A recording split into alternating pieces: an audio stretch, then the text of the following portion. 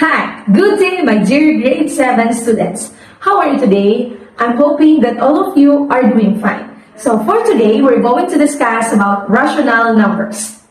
We have studied counting numbers, whole numbers, and integers.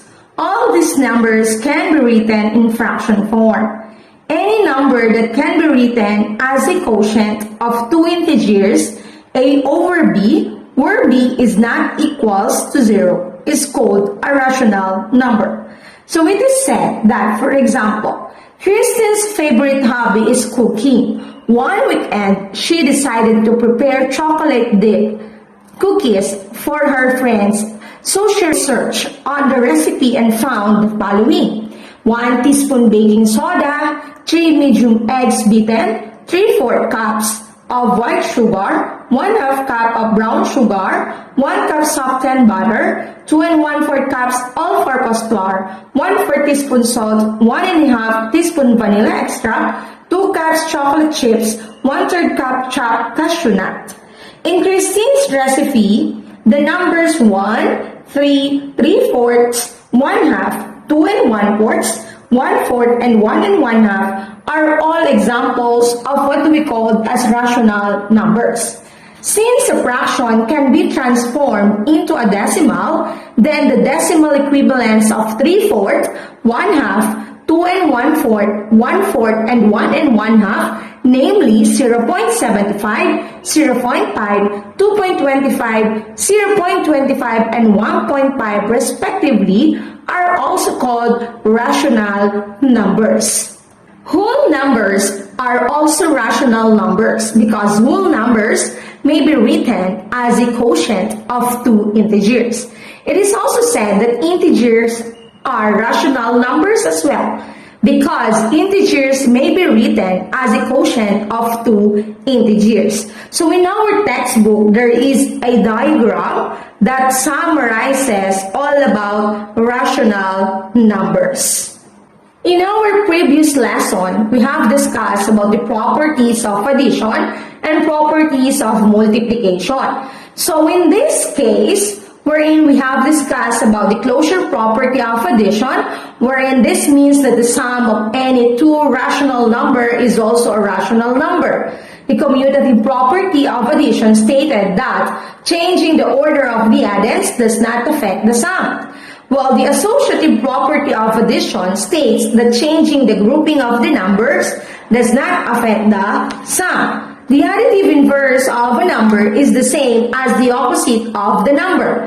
The additive inverse property states that the sum of a rational number and its additive inverse is 0, while the identity property of addition states that the sum of a number and a 0 is the number itself. Well, the properties of multiplication, wherein we have the closure property of multiplication, stated that the product of any two rational numbers is also a rational number. In commutative property of multiplication, stated that changing the order of the factors does not affect the product, while the associative property of multiplication states that the changing of the grouping of numbers does not affect the product. The multiplicative inverse property states that the product of a non-zero number and its multiplicative inverse is 1.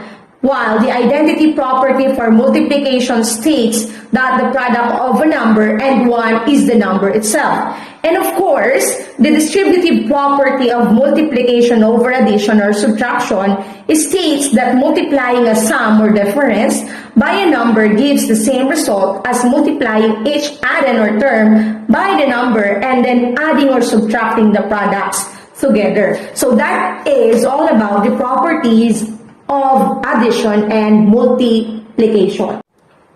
All rational numbers can be plotted on a number line such that each rational number has a definite location on it.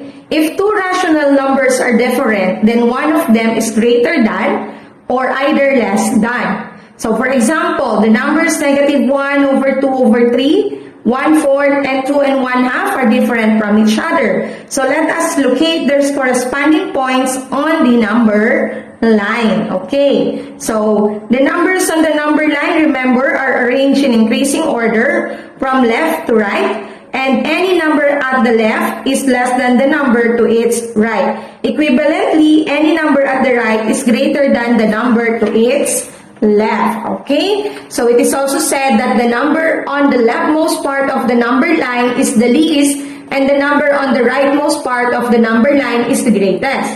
Of the three platted numbers, namely negative 1 over 2 over 3, and 1 over 4, and 2 and 1/2, the least is negative 1 and 2 over 3, and the greatest is 2 and 1 over 2. For example, class, we are going to locate the following on a number line. So this is our number line. Remember that all the numbers to the right of 0 are all positive, and all the numbers to the left of 0 are all negative. So 0 is our origin. So for example, we are going to locate negative 1 and 2 over 3. So this is our negative 1, of course. So this will be the location of our negative 1 and 2 over 3. Okay? Then next, 1 over 4. So 0 to 1, so 1 over 4. So this will be 1 over 4. While 2 and 1/2, so this is 2, this is 3, so at the middle, or at the center, so we have 2 and 1 over 2. So this is the location of the following on our number line. Okay, class, so after we know how to locate the following points on a number line or locate the rational numbers on the number line, so here is how to order rational numbers. So let us begin by ordering fractions with the same denominator. So it is said that the fraction with a bigger numerator has a greater value. So for example, we are going to arrange 3 over 11, 6 over 11, 10 over 11, 2 over 11, and 4 over 11 in increasing order. So it is said that if you have same denominators and the numerator is bigger, it has a greater value. So when we say increasing order, so you are going to arrange the numbers from least to greatest, or from smaller value up to the larger value. So therefore, our answer will become 2 over 11, 3 over 11, 4 over 11, 6 over 11, and 10 over 11. When the numerators are the same, the fraction with a smaller denominator has a greater value. Okay, for example, we're going to arrange 11 over 3, 11 over 6, 11 over 10, 11 over 2, and 11 over 4 in increasing order. So same. Arrange the numbers from least to greatest. And it is said that the fraction with the smaller denominator has the greater value. So therefore, your answer will become 11 over 10, 11 over 6, 11 over 4, 11 over 3, and 11 over 2. So when neither the denominators nor the numerators are the same, the simplest way to compare fractions is to evaluate their cross products. For example, which is greater, 8 over 9 or 7 over 6?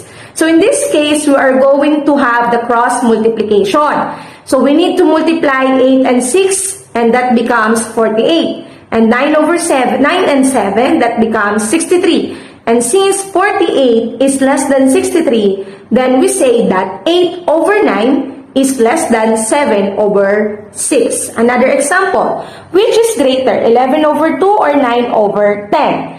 So, we need to have the cross products or cross multiplication. Multiply 11 and 10, and that becomes 110. 9 and 12, that becomes 108. Since 110 is greater than 108, then we say that 11 over 12 is greater than 9 over 10. Next class. The rational number a over b, where a and b are integers and b is not equals to 0, is an indicated division. This means that we can divide a by b to obtain a decimal value. The division may result to a terminating decimal or a non-terminating decimal. So when we say terminating decimal, it has a finite number of digits after the decimal point. So let us have some examples. Okay, for example, class, let us express 2 over 5 as a decimal. So we're going to divide 2 by 5. Okay? 2 divided by 5, that is cannot be. So that becomes 0. Okay? Then we need to add, of course, so you have 2 here. Then we need to add 0 here. And we have here now the decimal point. So 20 divided by 5, that is equivalent into 4. 4 times 5, that is equivalent into 20. So 20 divided by 20, that is equivalent into 0. So therefore, 2 over 5 is equals into 0.4 in decimal. Okay, class, let us have another example. For example, let us express 3 over 4 as a decimal. So let's divide 3 by 4. So cannot be, so 0. So we have here 3. So add 0. So you have here the decimal point. So 30 divided by 4, that is 7. 7 times 4, that is 28. And then 30 minus 28, that is 2. Add again 0. So we have 20 divided by 4, we have 5. 5 times 4, so we have 20. So 20 minus 20, that is 0. So therefore, 3 over 4 is equivalent into 0.75. A non-terminating decimal has an infinite number of digits after the decimal point. A repeating decimal is a number whose decimal representation is a periodic. So let us have this example. Okay, for example, class, let us express 8 over 11 as a decimal. So let's divide 8 and 11. So we have 0, of course. We have 0, 8, add 0, again. So we have here the decimal point, 80 divided by 11. So we have 7. 7 times 11 is 77. So 80 minus 77 is equivalent into 3. So we need to add again 0. So 30 divided by 11. So we have 2. So we have 22. So 30 minus 22. So we have 8 again. Add 0. Ayan. 80 divided by 11. So we have 7. 7 times 11, so we also have again 77. Then 2, add again 0. So we have here 80 minus 77 is equivalent into 30. So add 0 again, so we have 30. 30 divided by 11, so we have 2. As you will notice, our answer is just repeating. So therefore, 8 over 11 is equivalent into 0.7272. Ayan. So we use as ellipses to represent a continuous number. Ayan. A repeating number. Okay, class, let us have another example. Express 10 over 9 as a decimal. So 10 divided by 9, so we have 1, 9, subtract, so this will become 1. Add 0, of course, we have here the decimal point. So we have here 1 times 9, so we have 9. So 1 again, add 0. So 10, 1, 9. Okay, so as you will notice, our answer is repeating. So therefore, 10 over 9 is equals into 1.111 and use an ellipsis. Notice that the examples have a recurring decimal. So the repeating portion of a decimal expansion may be written with a bar on the top of the repeated digit or digits called repeatant. So the repeatant is 1 and the repeatant on the other one is 72. Okay, class. Now we know how to transform or express a fraction into a decimal. Let's now have conversion of a decimal into a fraction. So we say that decimal numbers are special fractions that have denominators of 10, 100, 1000, or any powers of 10, and so we rewrite each decimal as a fraction with a denominator that is a power of 10. And of course, always reduce your answer into its lowest term. Okay, class, let us have some example. Let's convert the decimals or these decimals into fraction. So 0.6. So it is said that it is equivalent into 6 over 10 because we have here the tens. And 6 over 10 can be reduced into its lowest term since 6 and 10 are both divisible by 2. So therefore, 6 over 10 is equivalent into 3 over 5. Since we have 6 divided by 2, that is 3. And 10 divided by 2, that is 5. Another example, 0.75. So this is equivalent into 75 all over 100. And 75 and 100 are both divisible by 25. So we need to reduce it into its lowest term, wherein 75 divided by 25, we have 3. And 100 divided by 25 is equivalent into 4. So we have 3 over 4. Another example, 0.045.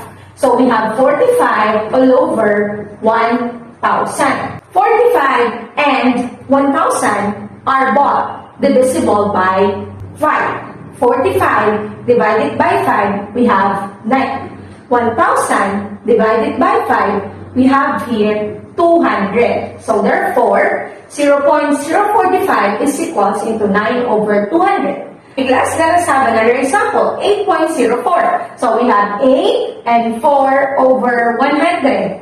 And 4 and 100 are both divisible by 4. So we can reduce it into its lowest term. So we have 8 and 1 over 25. So this will be our answer. Okay, my dear grade 7 students, so that is all about rational numbers. So if you do have questions, please do not hesitate to ask your teachers. Again, thank you for listening. Stay safe and God bless.